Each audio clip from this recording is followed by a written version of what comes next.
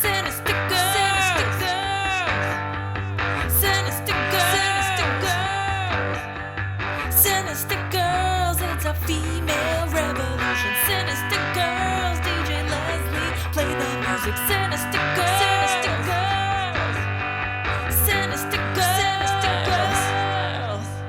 Welcome to Sinister Girls Podcast. I'm your host, Leslie DJ, and today we have Anthony, the lead singer of the amazing band Tony and the Kiki. I am so excited to have them on. It was just instant chemistry between the two of us. It's like we are long-lost siblings. We lived a similar life, both New Yorkers, a little out there. So their new album is called Light It Up. It's their EP. It will be released November 17th. And I can't wait for you guys to listen to us. We go all over the place. Sometimes we start talking in Spanish and we go back to English. It's a whole trip. It's a mood. It's a vibe. Light It Up is the name of the EP. November 17th. The band is Tony and the Kiki. And if you don't check them out, then you're missing out. And you can't sit with us.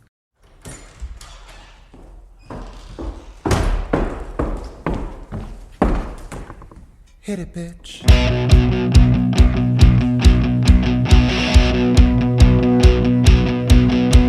Shave your head, bind your chest, male pronoun, but wear a dress. Pompadour, high heel shoes, you are meant to break the rules. Eres bonita, así, you are beautiful to me. Pienso en que soy anormal, we don't need the rationale. This is the death agenda. I'm on a glamour bandit.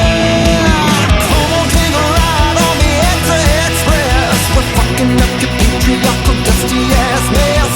Come on, take a ride to the edge of extreme. There's only one of you, so be true. Oh my god, I'm fanning out right now because I am obsessed with you. I listened to the album, Light It Up, and I am obsessed. I cannot get enough because I'm just like, this is what I needed. Like, Latinx rock star, and I was just like so excited because I'm Dominican. So when I heard you like singing in Spanish, I was like, oh, Sí, eres dominicana, sí. Dominicana. ¿De dónde eres? Soy cubano, colombiano, nicaragüense, and Italian. So it's like everything. Yeah, my mom's Cuban and Colombian. Her parents, her mom's from Colombia, her dad's from Cuba, and my dad's from Nicaragua, and his mom's family is from Sicily, his grandparents. Oh, So just wow. all over the place. It's all over the place. You know what's funny is that when I was trying to set this up, I spoke to your publicist and I was like, so what do I call them? Like, they're like a preferred name. And then what she told me was the way I see it is Anthony is the person and Tony is the star. And I thought, that's interesting. I wonder if they see themselves that way. Do you think that there's a difference? Would you categorize yourself like that? No, actually, I had a moment because we're getting ready for a show on the 10th. Yes.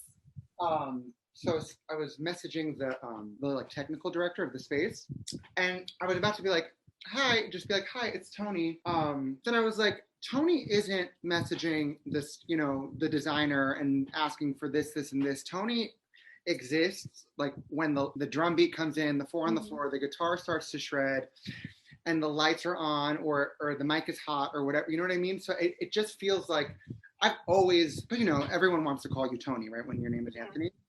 And I think my mother just loved Anthony. So when people would call me Tony, I'd be like, you know what I mean? It was kind of ingrained in me to not really be a whole fan of it. So I really feel like it is not, of course it's me, you know what I mean? It's my voice, whatever, but it's like my Sasha Fierce, you know what I mean? An alter ego that I tap into, or something kind of like, how like St. Vincent, Annie's Annie, but Yeah. St. Vincent is the entity, of the whole thing. So now I named myself Tony and the Kiki. I started this band, Tony and the Kiki. People started calling me Tony. I was like, wait, what? Oh shit, right. You know what I mean? Yeah. Because they figure, oh, it seems Anthony, that's Tony. Yeah, okay. And they'll figure it out. And then they're like, wait. And then we did this music video. Everyone called me Tony. And I was like, oh, wow. Like, okay, I get it. You know what I mean? I'm like, I'm with it. So it kind of took a second because, when you're starting out as a musician, everyone who listens to your music is your family and your friends, and they know you. So you're always Anthony to them. You're always that person that they've known you forever. So then it's been so exciting this summer to meet people like you who I've never met before and only met through the context of Tony and the Kiki. So it's like, so yeah, you call me Tony, call me Anthony, whatever you want. Isn't and next child become a rock star because I'm still trying to become one. No, I'm just kidding. I have no skills, no musical skills, no, at all. Everyone sings their song in like the chorus of the world, right? Everyone has their place in the orchestra, you know. And yours is serving interviews and Yeah. I love it. I love this background too. Did you design that? No, my friend Eve, she designed it, and this logo is over 15 years old. Yeah. So it turns out the Sinister Girls, as like a brand, started out as a zine, will be 20 years old in January 2022. So I'm like, oh my God, I feel so. I started this in high school. I would go with a tape recorder and like a little notepad and just shove it in front of people's faces, like, I have a zine, talk to me. And I would go to shows like that, interview Sum 41, Hoobastank, A Newfound Glory. Like, I was just going to shows all over. And I was like, I want to do something with this. And like, it just kind of caught on because then I would write the articles, transcribe everything, write the articles, and like hand them out, print them from my house, color printer. Like, I was losing so much money on this, and like handing them out outside Irving Plaza and like the other places in New York City. And that's kind of how it started. Yeah, I'm from New York, Washington Heights. I'm Dominican. It's like I have to live here. Oh my God, no, I'm from Queens. Oh my God, see, there you go. Where'd you go to high school? I went to graphic arts, so it's down in Hell's Kitchen. So what I would do is I would sneak out and go to TRL and skip school. So I was often in the audience with the Backstreet Boys, I'm wearing them right now, or I would be outside holding up a sign. And like the biggest celebrity that I saw ever from TRL was Miss Mariah Carey. She actually came out to the crowd, and I have a picture of her coming towards me. And I just, and back then, this is before digital. So it was like one of those like paper cameras, disposable ones. So I'm just like flicking and like, I hope it comes out. And then you just see her there. And I'm like, oh. And I touched her. So it was like awesome. You got it. Sorry, I'm like fixing my light here. Just because we were early, I didn't. And then I'm seeing this reflection in the glasses. It's distracting me. Sorry. Very much so Barbara Streisand doing her own lighting vibes right now. Sorry. Yeah, you're director, producer, star. Everything. Girl, it's been a learning curve, because I'm used to just being a performer, and to show up, hit my mark, sing my notes, and this has been everything, that and everything else. So it's been fun. So what made you decide to start Tony and the Kikis? I found myself like being annoyed, you know what I mean? Like with music, like being like, and I love music, don't get me wrong. Like I'm not the kind of rock guy that's gonna be like, I don't listen. I listen to, like you saw me gag from Mariah Carey. I listen to top 40. I listen to everything. I love good music. You know what I mean? Mm-hmm. It started out, it's like, I love good music. I love a good vocal, that was really important to me. And I wasn't hearing that, especially, in what was indie rock. It's not that they couldn't sing. It's nothing like that, but there wasn't that like bravado that all the singers that I grew up listening to have, whether it be soul, whether it be rock and roll, there's this like presence that is just like epic, and everything just was very cool, very sexy, very, sceney. And yeah, so I just kind of was like, that was an initial thought of just kind of like, wow, like no one really like sang it in rock and roll anymore. And, and then I just got kind of tired of waiting for someone to like see that in me, you know what I mean? Or like to pick me to be whoever, or, to see, because I'm a professional singer, so I do everything, right? I sing all the styles, do everything to make coin, And then it came a while I'm doing everyone else's gigs, and some of them were amazing and they really vibed and connected with my spirit and my soul, but then some of them were just like, oh, because of X, Y, Z, Latina, queer, from New York, tall, broad shoulders, like there were all these other things that came into play that really had nothing to do with my true voice. So I feel like I would do these gigs and people would be like, oh, that's nice, that was cute. And then they'd see me do my shit on the side on Instagram, whatever, and they were like, what the fuck? I didn't know you did all that. Like, that's crazy. Like, you do that? And I'm like, yeah, that's like what exists in me. So I think I got kind of like, one day I just was like, maybe I should lead with that and pursue that and, follow that calling, because life is short. You know what I mean? It's like we started out as like, it was a side thing we did, because everyone in my band, they're professional musicians in New York. Everyone's booked. Everyone's got gigs in the theater, in cabaret, in rock and roll, in pop, in singer-songwriter. Everyone's booked, right? They're playing gigs all the time. And so it was just a side hustle. Then the pandemic hit. And it was like, well, all of that live performance, all that gigging came to an end. So me and my band were just kind of like, well, now's the time, let's go. Like, it was just a little side thing. We were kind of working on originals, but you know how it is. It's like, oh, I'll meet you next week. Next week happens. Oh, no, I can't. I stubbed my toe. Okay, next week happens. No, I'm not. My tummy hurts, So the pandemic came and it like cleared everyone's schedule and cleared this whole path for kind of us to walk down and create this thing. That's amazing. And I know I've been speaking to so many artists this year, and like the pandemic helped them become a little more creative, and some of them taught themselves how to mix and master, their music. They had the time to experiment, to do things like that. And some just wrote albums, and others found other ways to perform virtually. So it's like everyone did the best that they could. And I think I feel like the creative people, that's what they do. It's like they can't sit still. Exactly. So like, who were you listening to growing up? Because I figure like you probably have Latin influence as well as rock influence. Because I'm like all over the place. Like I love Aerosmith. That's like my favorite band. But I love Alejandro Fernandez. Like I just went to a concert of his the other day, and I was like throbbing and going crazy. So yeah, I'm all over the place. It runs the gamut. Like I was telling you before, like all my ethnicity or my nationalities or whatever, it's kind of similar. Like it's like my dad, when I was a kid, my dad was like R&B, hip hop, rap, period. Like that was in the car, that's what was being played. It was neo soul, Lauryn Hill, Erykah Badu, Faith Evans, Biggie, Boyz II Men, Mary J. Blige. This is like my 90s R&B playlist right now. Exactly. So it was just such a vibe that came with like being in his car, or if you'd go to work with him, he worked in Brooklyn. So it just was, that was that energy. And then as I got older, I started to realize like, oh, he used to listen to the Beatles. Like sometimes he'd throw on the Beatles. So, oh, he used to listen to Led Zeppelin. Led Zeppelin would come on the radio, he'd be like, oh, this is my shit. And that's kind of like how, I started to initially tap into that, but it was still a little bit distant. Because then my mom on the other end, salsera, disco queen. Mm-hmm. She's Cuban Colombian from Queens Village, graduated high school in like early 80s. So like she's giving you disco at the club, at the salsa club. So Donna Summer, a staple. Sylvester, a staple. Then, salsera, Mark Anthony, a staple. My mother's obsessed. Mark Anthony is just like the best male singer that exists in the world today.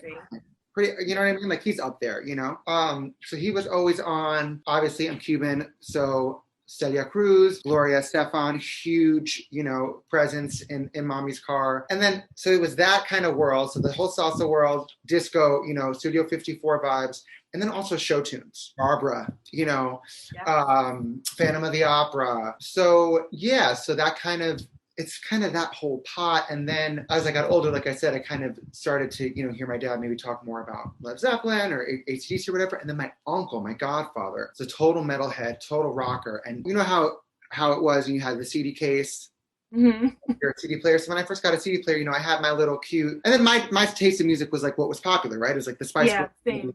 I was like when I was a baby, like the Spice Girls were my first obsession period. So then from there, it was the boy bands, it was Britney, it was Christina, it was all those, and then same with my parents, like, we all love music so much. So it's like, same with them. So they were like Prince, Michael Jackson, Whitney, Mariah, like these are just like staples, then that in addition to like actual niche tastes.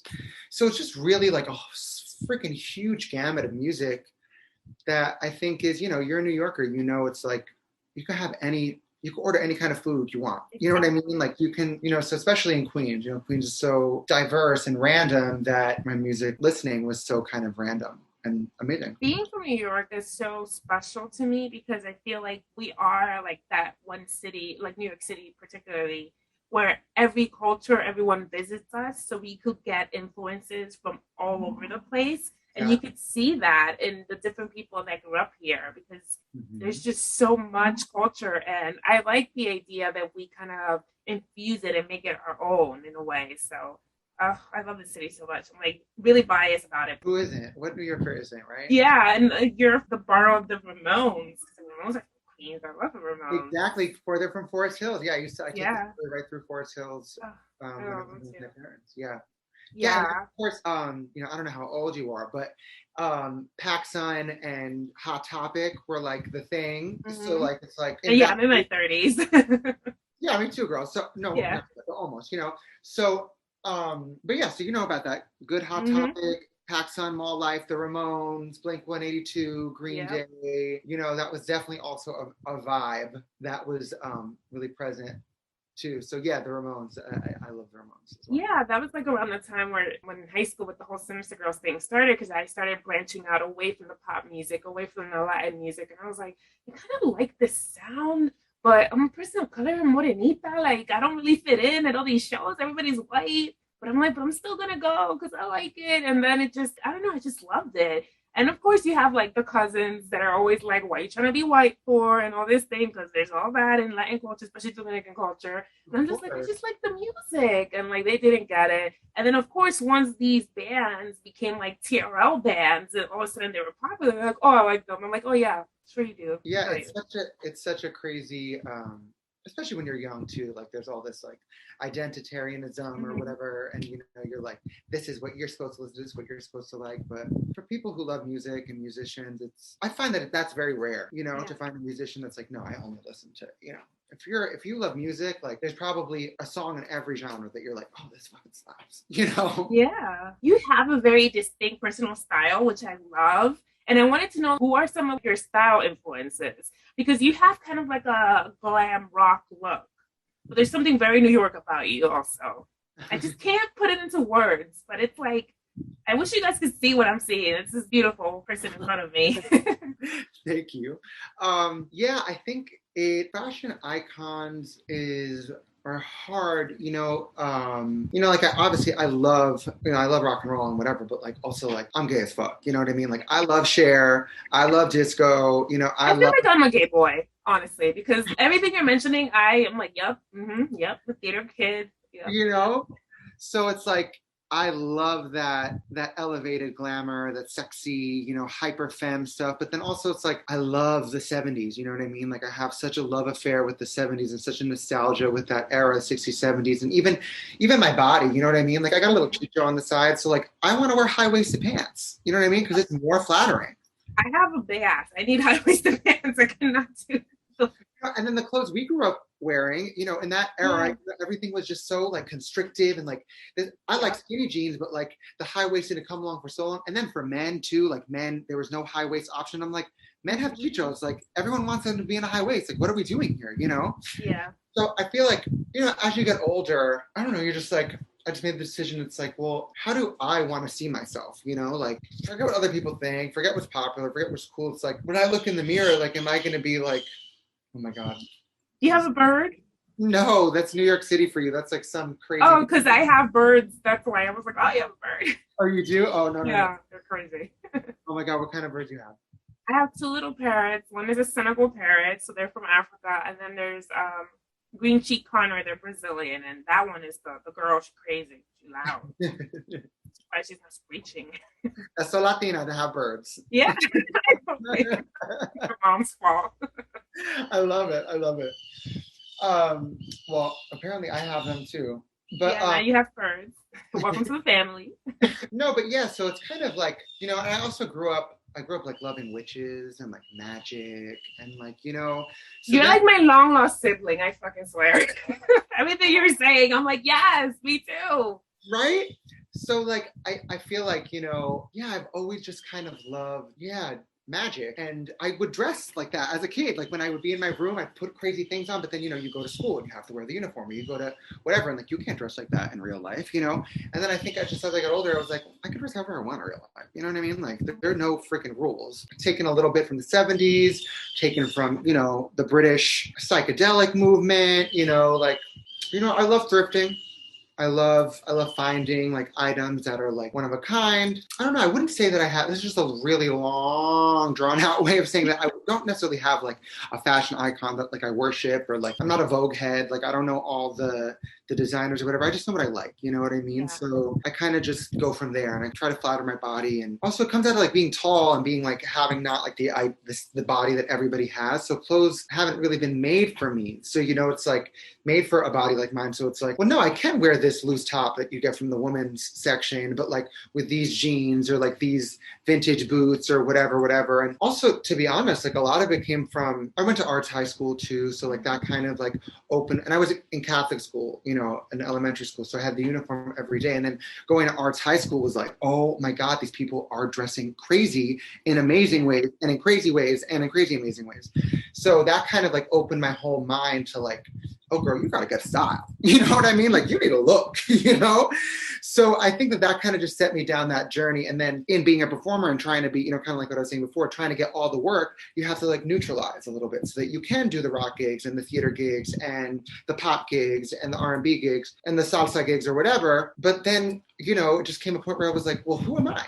You know what I mean? Like, let me put energy there, and like, I'll have my little suit or whatever on the side that I can throw on when I have to do that shit. But like, let me grow this. So it's just kind of like a work in progress, I guess, is what I'm trying to say. It's funny because you mentioned brujas and dressing up and stuff. And I was like, it just clicked to me. Like, this is why I love Halloween. Like, this is my favorite time of year because I love the idea of a costume because I'm not a performer. I'm a writer mostly. And so I'm like, on Halloween, that's my excuse. Like that whole week, I'm just like, oh, it's for a Halloween thing, and I just dress whatever. I pick a theme and I just go with it. I turn into a cartoon. I, become a witch or whatever it is. Or 2 Halloweens ago, like 2 years ago, I was Selena. And it was like the first time that I was like, I'm going to be Selena. I'm going to wear the purple dress. I don't care. I'm wearing anything. Who gives a shit? I'm going to be Selena. And I have the lips and I the wig and I pulled it off. I was like, I'm sure people gagged for you. They were going nuts. I was like, yes. Bitty bamba.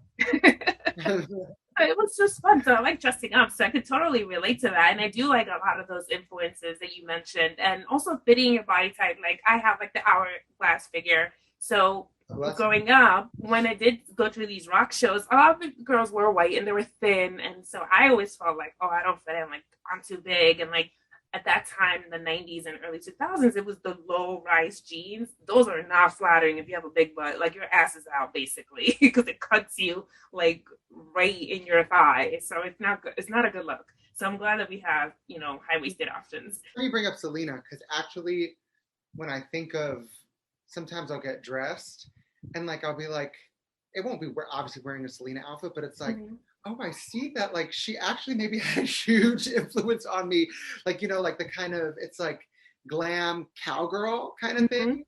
This like glam Latina cowgirl kind of like girl next door, funky vibes. I don't know, but sometimes I'll be like, am I giving a Selena vibe right now? I'm like, this is everything, She was just so...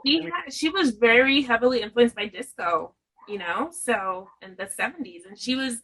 it was the 90s and there she was like referencing the 70s, which was weird at the time because everybody was still like into the 80s look and trying to figure out the 90s, which was just an extension of the 80s, just like oversized stuff. And she was like, everything is like tailored and fit perfectly. So like it made her, such an icon. And that's probably what I'm responding to too. Yeah, that's probably what it is. Yeah. So you mentioned a show coming up, which I know I won't be here. I'm going to be in Florida, so I'm going to miss it. So I'm so sad about that. But next time. Is this really like the band's first debut, like official show? Yes and no. So the band exists now as myself, keyboardist Rodney Bush, guitarist Paul Haney, backup vocalist, keys to record producer Max Vernon, bass Yuka Tadano, and drums Tristan Marzeski. This iteration of the band, yes, this is our first show. Paul, myself, and Rodney found each other. I knew Rodney from school, and then I found Paul from other gigs and tours and shows. And then I did another gig with Max, Yuka, Tristan, and Paul. So we kind of all were in similar circles. But yeah, so anyway, so like I was saying, when we first started out, it was just kind of like, oh, like it would be great to have a band, Paul and Rodney, whatever, we should do this, whatever. And we just kind of started doing like cover shows. Like we did like the Zeppelin album, front to back, the first album. We did Haight Ashbury, Woodstock set, doing just kind of the hits. As we were like, let's just figure out what this is. Like, this is just like, let's just throw energy here. And then from there, we're like, let's start to write songs. But that whole vibe just feels so different from what it is now. Yeah. You know what I mean? Like, yes, if you Google it, like you'll find that Tony and the Kiki's first show was February something, 2018. But this is really our first show in us stepping into this kind of, elevated place and with a bit more focus and being a little more deliberate, So yeah, so yes and no. Yeah, so this is going to be like your first show with this new album, with your debut album, which is like huge, which is so great. I can't wait for everyone to listen to it. It comes out November 17th. Being that this was your debut, you only get one shot basically at making your first impression. So did you know exactly the kind of record you wanted to make to say, this is how we're going to introduce ourselves? No. It was kind of like, oh my God, the world is on fire. Holy shit. And then we got over that. And then we're like, okay, let's make a record. And that's kind of when Max came on board, and and we were just like, all right, let's pick a day. We're gonna pick 3 days. We're gonna go to Paul's studio in Jersey and get an Airbnb, and we're gonna write a record. We're gonna write some songs and see what happens. We're gonna maybe take some of the songs we already wrote and see how we can up them up and whatever. So there was no kind of specific thing. But then as we started writing, it became clear that, okay, so this is the vocabulary we're all using. These are our common interests. These are where you pick up more here, or you pick up more here. So I think it's just that we kind of all have similar reference points for music and for stuff that we love, that it kind of just worked synergetically, I feel like. Just, you know what I mean? But it really did work like that. Because it seems like, because the album is so cohesive and there's so much energy, like I love the vibe, and your vocals are fantastic, by the way. You hit like some beautiful notes. The beats are sick. Like you just have like this charisma, and it comes across in the music. And so I was like, they sound like they've been doing this forever, but it makes sense because in a way because you have them forming, but in different forms. So this is like your emancipation of Tony and the Kikis. This is your time. The emancipation of Kiki.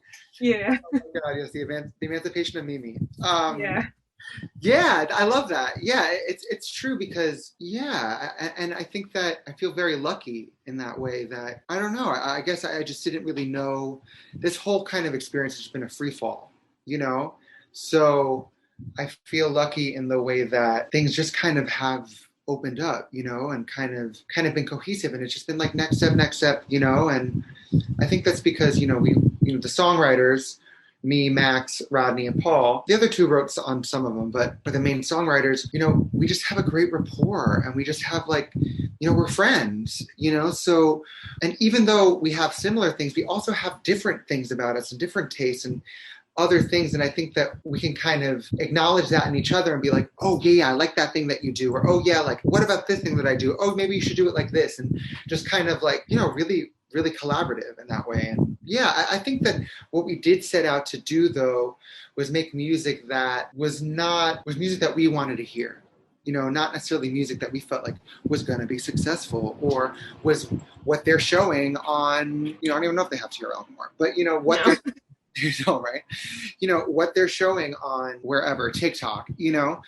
And I think through that, we were just like, fuck it. Like, we're just going to do the shit that we love to do and that we think is fun and silly and joyous because life is hard right now. So we kind of were just looking for answers in our music, or like looking for a way to feel better in our music. So I think that might be why it came across that way, because we're just a pack of performers who then didn't have an audience anymore. So we were like, okay, well, when we have an audience again, like, what do we want them to hear, Yeah, and I feel like you've hit into something like very specific and special.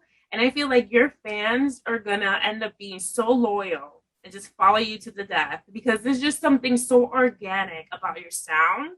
And like you come across as like enjoying yourself, and also like you're kind of paving the way for something new. Like, I don't know, like don't forget me when you're famous, because I'm gonna hunt you down. I feel like this is gonna be so successful for you, and I'm so excited. And even though like we just met, I'm proud of you. I'm like, yes. Thank you. You're gonna make me cry. Don't cry. But before I let you go, like tell our listeners where they can find you on social media so they can follow you. Social media at Tony and the Kiki, on Instagram, on TikTok. It's just spelled out TonyandTheKiki.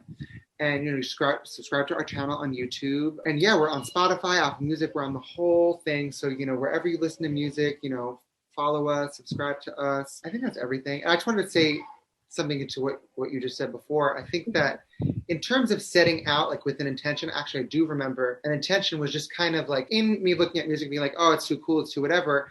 I just didn't see Latinos in rock and roll. You know what I mean? Yeah. Like, I just, there's Richie Valens, there's Carlos Santana, and then it's, very specific where they want to put you. And I felt like, you know what, like just because it hasn't been done before, or just because I don't necessarily have the direct person to look up to, like, doesn't mean that I can't do it. It doesn't mean that we shouldn't go somewhere where no one has gone before and, be this glam, brujeria, funky rock band, so. Yeah, that's why I think I connected to it, because I was like, this is the kind of music that I like. I've always felt like a little bit, like a little out there because being Latina, but then kind of being into rock and being a lot of into like American music and different things like that, but also still close to my roots. So it was like a mix of everything. And I always felt like I didn't quite belong. Like I'm not your typical Dominican because here I am, wearing a Backstreet Boys shirt, but I just went to see Alejandro Fernandez, and then I also went to see Guns N' Roses, like when this thing started opening up again. So it's like I'm all over the place. But I love that. And I think that like it's like what is in the in between? You know what I mean? Yeah. Like what is being a typical Latina? Like what is being a typical Dominican? It's like all that stuff was just made up for us so that people could sell us stuff. Like like what is, and like the thing I always think about is like that whole like death to disco thing, which I thought was so weird because it's like, don't you see that disco and rock music, there's like really not too much of a difference. Yeah. It's like where are you guys creating this whole like, I'm like, you got the drums, you got the guitars, you got the crazy vocals. It's like, yeah, a beat in the back or a beat in the forward, is the only thing that makes it different. So yeah, I'm excited to hear you say all that, because that just is really validating that there are a lot of us that are not just, we're not one thing. Yeah, we're not a monolith. So I love that. Yeah. Oh my God. I am so happy that I got to speak with you. You're amazing. Are you guys going to do like a show for the release? Because the album comes out in November. Like, will you do another show? Yeah, in November, we're aiming for a show close to our release. Like, it might not be on the exact same day, but yeah, we're aiming to do another show in November. So yeah, I'll definitely let you know. Yeah, that would be great. Well, thank you so much, Anthony, because you're my friend now. So hell yes, we got to find each other on the Instagrams and the. Yes. Thank you for having me.